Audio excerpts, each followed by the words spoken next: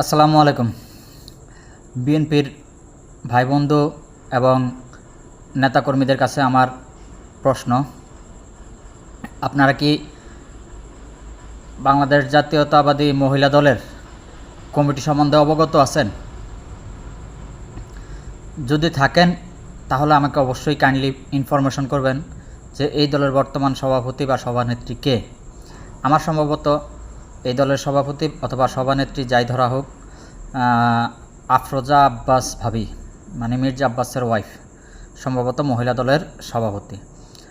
তো ওনার কাজ কি আমি আপনাদের কাছে একটু জানতে চাই, আপনাদের মাধ্যমে জানতে চাই। আফরোজা আব্বাস ভাবির কাজ কি? বিগত এই যে 1 বছরের বেশি সরকার পতন হয়েছে, স্বৈরাচার পতন হয়েছে, এই 1 বছরের বেশি সময়ে তিনি দলকে নিয়ে বা দলের জন্য কি কি কাজ করেছেন আমি জানতে চাই। আমার ধারণা বাংলাদেশ জাতীয়তাবাদী মহিলা দলে অন্তত মিনিমাম 1 লক্ষের বেশি কর্মী আছে বা নেত্রী আছে। তো এইসব নেত্রীরা কি মাঠে ময়দানে মিছিল মিটিং করে? এদের কি মাঠে ময়দানে মিছিল মিটিং করার কাজ? এরা তো মানে তেমন একটা প্রোগ্রামও উপস্থিত হয় না, আমি দেখি না তেমন একটা। হাতে গোনা কিছুজন উপস্থিত হয়, কিন্তু এদের কর্মী বাহিনী তো অনেক বড়। মনে করেন না 100 জন কর্মী থাকলে হয়তো একটা মিছিলে 5 জন বা 10 জন উপস্থিত হয়, বাকি 90 জন অনুপস্থিত। তো ওনারা অনুপস্থিত থেকে করে কি? ওনাদের কাজ কি? যদি ওনাদের কাজই না থাকে তাহলে এই কমিটি রাখার কি প্রয়োজনীয়তা? যে কমিটি দলের জন্য কাজ করতে পারে না সেই কমিটি রাখার প্রয়োজনীয়তা কোথায়?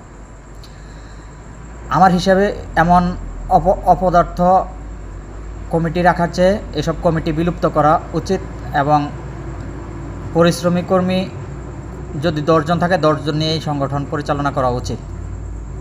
আরেকটা সংগঠন আছে, এই যে আপনার ওলামা দল।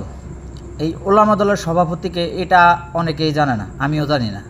আমরা বিএনপি করি, সারাদিন বিএনপি নিয়ে লেখালেখি করি বা বিএনপির জন্য সাইবার যুদ্ধ করি, কিন্তু এই ওলামা দলের সভাপতিকে এটা জানি না।